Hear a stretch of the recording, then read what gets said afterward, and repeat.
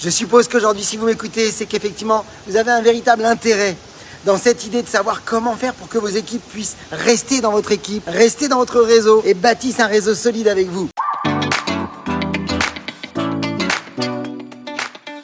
Je vais vous partager aujourd'hui 4 secrets, 4 clés, parce que je suppose qu'aujourd'hui, vous aimeriez savoir comment faire pour avoir des équipes excitées, enthousiasmées par l'idée de bâtir le réseau et d'être en mouvement, d'être vraiment tout le temps dans l'action, motivé. Donc vous le savez, c'est capital dans le réseau. Il y a un dicton qui dit, en général, dans le marketing de réseau, que c'est effectivement ce principe de, c'est bien de rentrer beaucoup de partenaires, mais le plus important, c'est de les garder, parce que si c'est pour rentrer beaucoup de monde qui repartent derrière et qui arrêtent et qui abandonnent, c'est des efforts inconsidérés. C'est un peu comme dans le monde du spectacle, vous le savez, j'étais ancien trapéziste volant, j'ai connu les tourneurs d'assiettes et je vois beaucoup de networkers qui sont un petit peu dans ce concept-là, qui tournent une première assiette, c'est leur premier partenaire qui démarre, et puis ils le mettent en route, ils le démarrent, et puis l'assiette tourne, et puis ils partent sur la deuxième assiette, et puis ils la tournent, puis ils partent sur une troisième assiette, et puis ils la tournent, et puis ils partent sur une quatrième assiette, et puis ils la tournent, et puis finalement, la première assiette, elle est en train de commencer à se diminuer, puis elle risque de tomber, donc ils sont obligés de repartir, et vous le savez, c'est pas viable, il faut absolument avoir une stratégie. Vous devez avoir de la logique, de la stratégie dans la construction de votre réseau, et c'est ce que je vais vous partager aujourd'hui,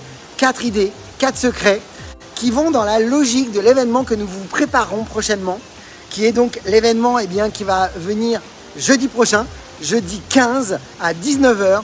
Je vous propose un Zoom Live qui va se dérouler dans le groupe Réussite MLM Academy. Si vous n'y êtes pas, vous êtes les bienvenus. C'est un groupe privé Facebook. Invitez même toutes vos équipes parce que vous allez avoir des clés pour savoir comment démarrer vos nouveaux partenaires. Bon, donc on a dit que il est impératif maintenant d'augmenter son taux de rétention. Vous voulez absolument avoir un taux de rétention vraiment efficace, un taux de rétention qui fasse que vos équipes restent. Et beaucoup de marketeurs de réseau aujourd'hui, n'ont plus vraiment envie de recruter parce qu'ils ont l'impression qu'ils font des efforts qui servent à rien, des efforts qui sont effectivement à chaque fois, qui amènent vraiment vers des distributeurs à qui on a donné du temps et puis qui ne restent pas. C'est vrai que ça peut être démotivant.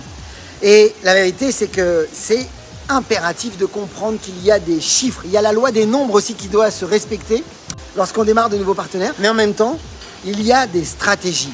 Et évidemment, vous l'avez compris, vous pouvez plus personne dans le monde du MLM peut faire ce métier comme un amateur. Il y a trop d'enjeux aujourd'hui, le monde se professionnalise partout au niveau du MLM, partout sur la planète, et il est évident qu'aujourd'hui, on ne peut plus passer vraiment à faire ce métier comme ça par-dessus la jambe en croyant que ce feeling, cette sensation qu'on peut avoir ou cette façon de s'y prendre, c'est la bonne. Vous devez apprendre absolument les processus qui ont permis à toutes celles et ceux qui ont du succès, de pouvoir appliquer les mêmes processus, les mêmes étapes qui vont amener à faire que les équipes restent.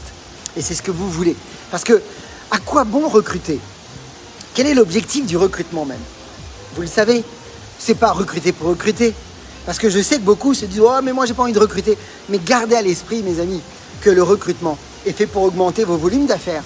Le recrutement est fait pour augmenter le volume de vente, ni plus ni moins.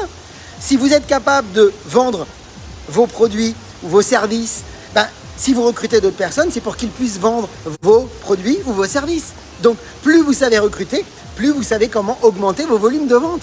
C'est pour ça qu'on recrute. C'est pour augmenter le chiffre d'affaires, augmenter le volume de vente. Mais pour arriver à augmenter le volume de vente, vous devez absolument savoir former, éduquer donc vos équipes, les accompagner, les fortifier, mais vous devez surtout savoir comment les garder. Et c'est pourquoi aujourd'hui on va travailler ensemble sur comment garder des équipes motivées. Ça vous parle, ça vous plaît? Ça vous intéresse ce sujet? Mettez-moi un pouce si ça vous parle, mettez-moi un yes dans les commentaires si ça vous parle. Donc aujourd'hui, préparez-vous, 4 secrets, s'il vous plaît, mettez-les en place le plus vite possible. Alors, première chose que vous devez savoir, c'est ce qu'on appelle le principe des 90 jours. Je veux que vous gardiez en tête que tout nouveau partenaire qui rentre dans votre réseau, vous voulez toujours les engager 90 jours de plus. Pourquoi? Parce qu'on dit toujours qu'il faut un minimum de 90 jours pour avoir des résultats observables, mesurables. Vous devez absolument avoir 90 jours devant vous avec votre distributeur. Donc c'est une des premières choses. Ce n'est pas un des 4 secrets, mais gardez ça en tête. Ça doit être une logique de travail. Vous voulez engager vos équipes sur 90 jours minimum. Et ensuite, quand ils auront fait ces 90 jours, il y a de grandes chances que vous puissiez les repousser à reprendre 90 jours de plus. Et 90 jours de plus encore. Pourquoi? Parce que l'histoire d'un distributeur s'écrit toujours dans ces premiers 90 jours. Et vous allez comprendre ça lors de la masterclass qui va être organisée jeudi 15 à 19h dans le Zoom Live qu'on va faire justement dans le groupe Réussite MLM Academy.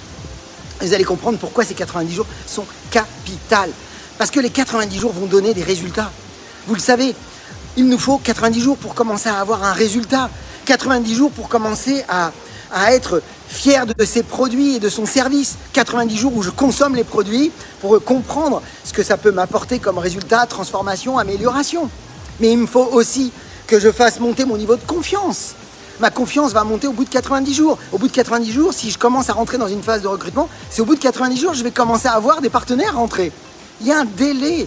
Et ça, c'est capital parce que beaucoup de networkers ont des équipes qui rentrent et qui ressortent tout de suite et qui n'ont même pas eu le temps de se découvrir, qui n'ont même pas eu le temps de savoir s'ils étaient capables, qui n'ont même pas eu le temps d'avoir un résultat devant eux qui arrive, alors qu'ils étaient dans la bonne direction.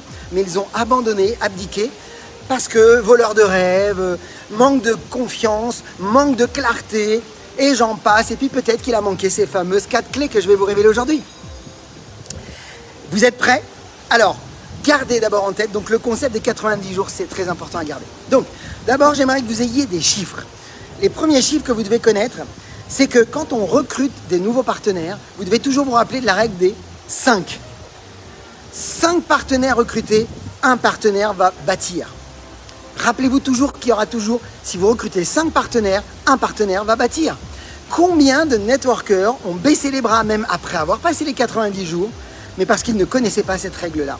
C'est-à-dire qu'ils ont commencé à recruter de nouveaux partenaires, vendre leurs produits, peu importe, ou services. Et puis, finalement, le premier partenaire n'a pas bougé, n'a pas agi. Le deuxième partenaire a peut-être bougé et s'est démotivé et a abandonné. Et puis, il en a 2 autres. Il a recruté peut-être 4 personnes, 4. Et puis, il en a 2 autres, mais qui ne bougent pas vraiment. Et finalement, il se dit, ça ne marche pas. Ça marche pas, j'ai beau recruter des gens, les gens ne bougent pas, il n'y a personne qui est motivé, il n'y a pas d'enthousiasme, donc j'abandonne.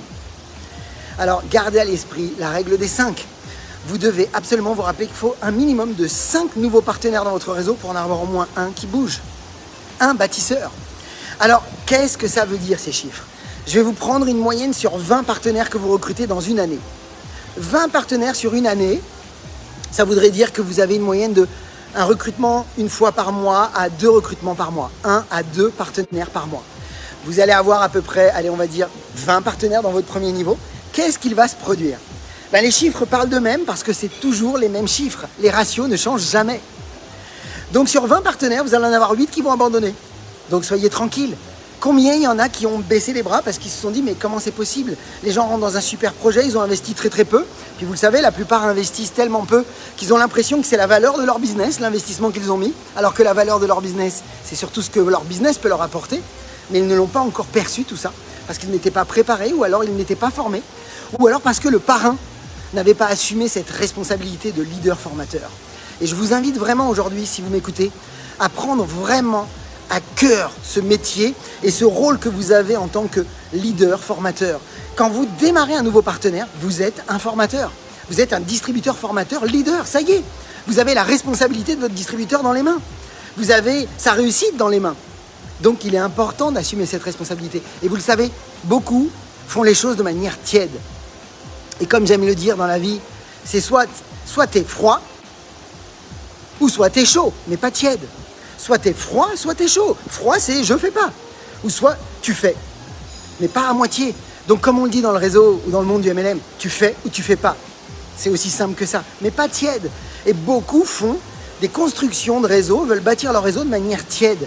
C'est-à-dire qu'ils ont envie que ça marche, mais ils ne font pas réellement ce qu'il faut. Ou ils ne s'impliquent pas réellement.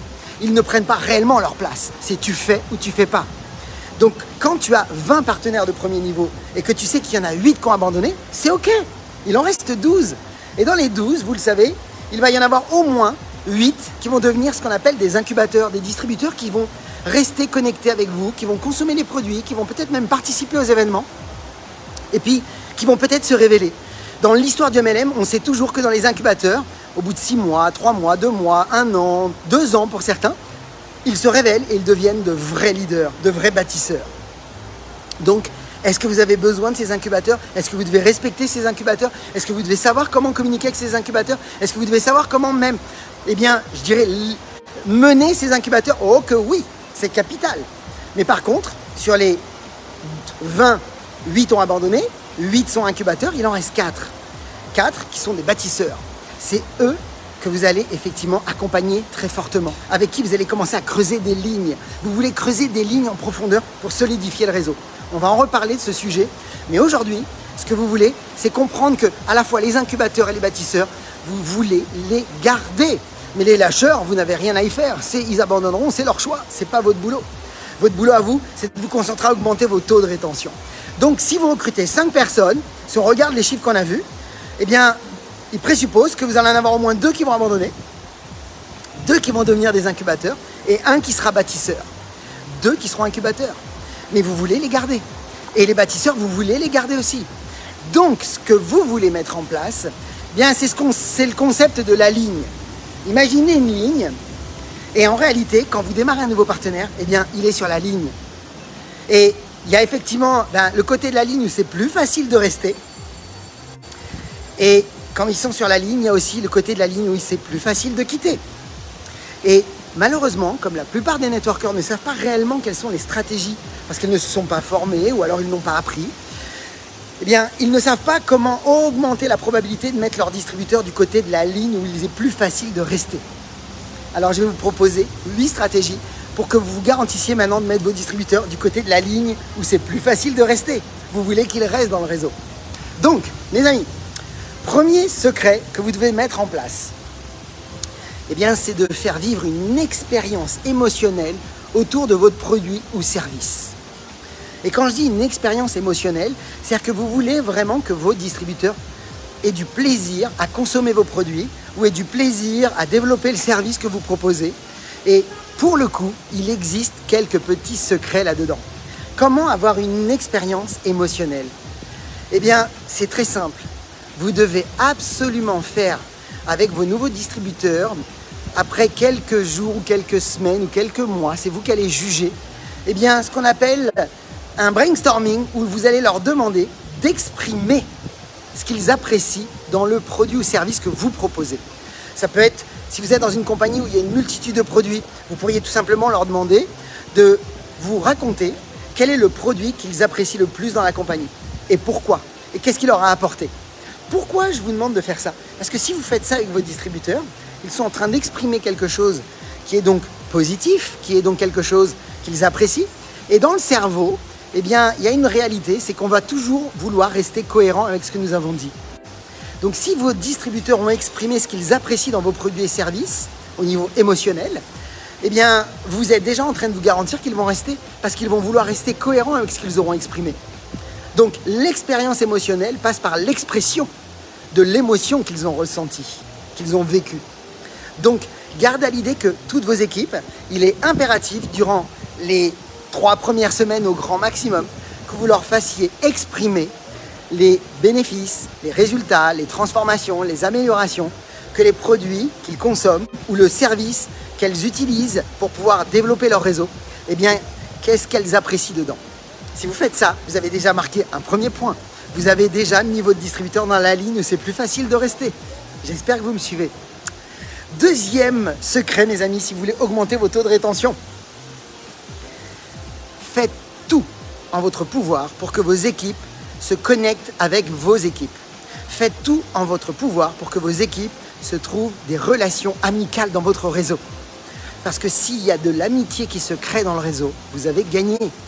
Vos équipes ne sont pas toutes venues que pour gagner des revenus ou que pour avoir la liberté. Beaucoup sont venus parce qu'ils ont envie de passer du bon temps, parce qu'ils ont envie d'être avec des nouvelles rencontres ou alors tout simplement parce qu'ils ont envie de se développer, ils ont envie d'avoir une vie sociale, ils ont envie de grandir intérieurement. Rappelez-vous que dans les motivations, eh bien, des raisons pour lesquelles les gens rentrent dans le réseau, aider les autres, se faire de nouvelles relations, se développer personnellement font partie des critères phares, des critères forts de décision, de motivation de la part des gens. Donc, si vous les connectez avec des relations, vous augmentez encore la probabilité qu'ils sont du bon côté de la ligne. Vous me suivez toutes et tous? Ça vous parle? Est-ce que c'est bon pour vous tout ça? Yes? Donc on a vu deux choses. Un, leur faire vivre une expérience émotionnelle.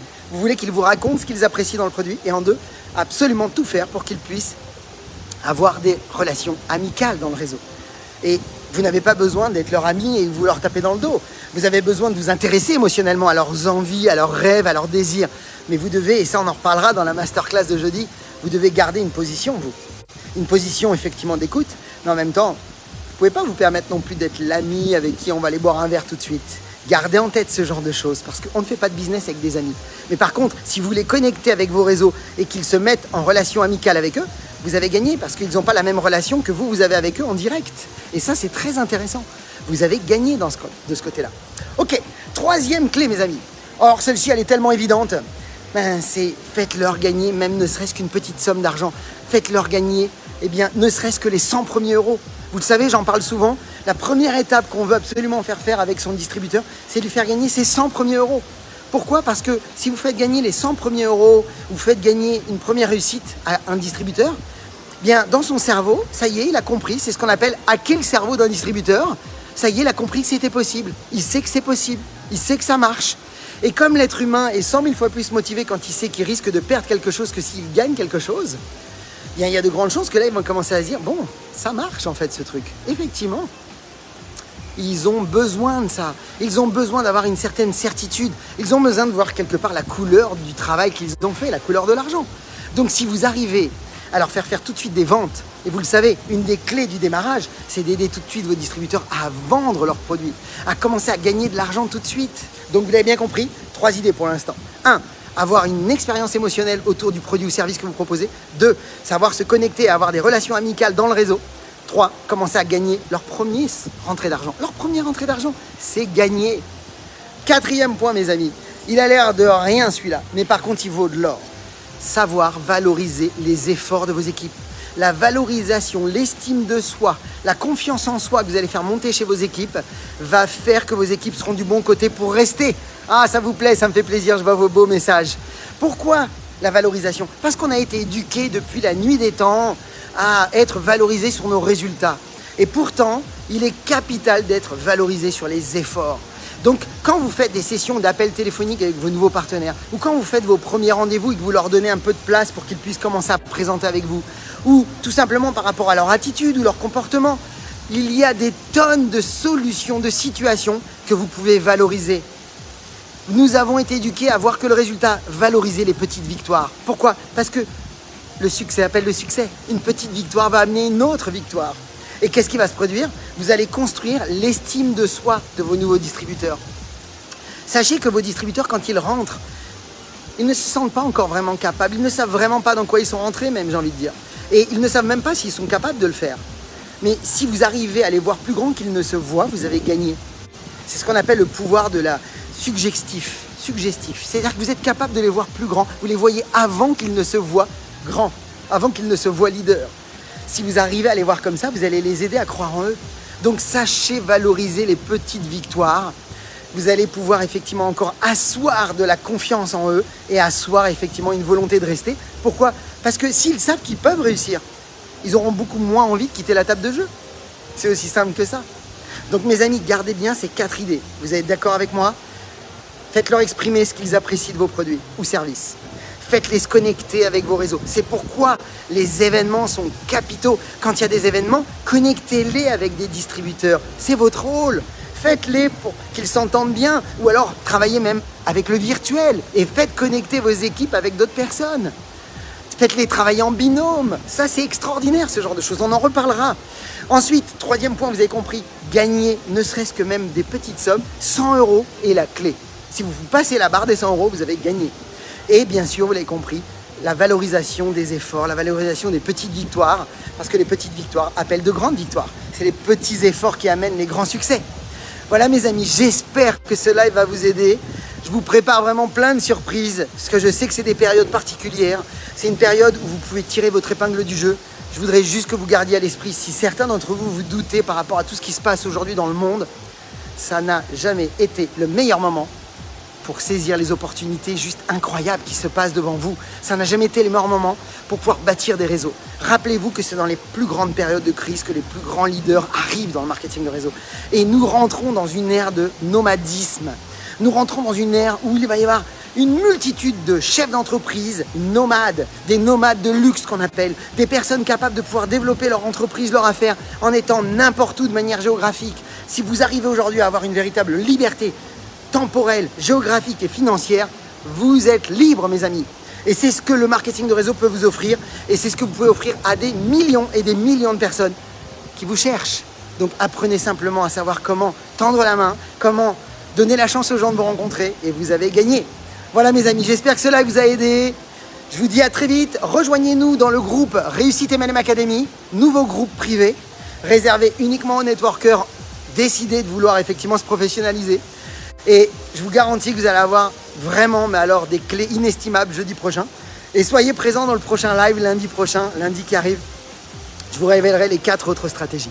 Voilà mes amis, je vous souhaite le meilleur. Et puis comme toujours, je vous souhaite beaucoup de ventes, beaucoup de recrutement, beaucoup de duplication.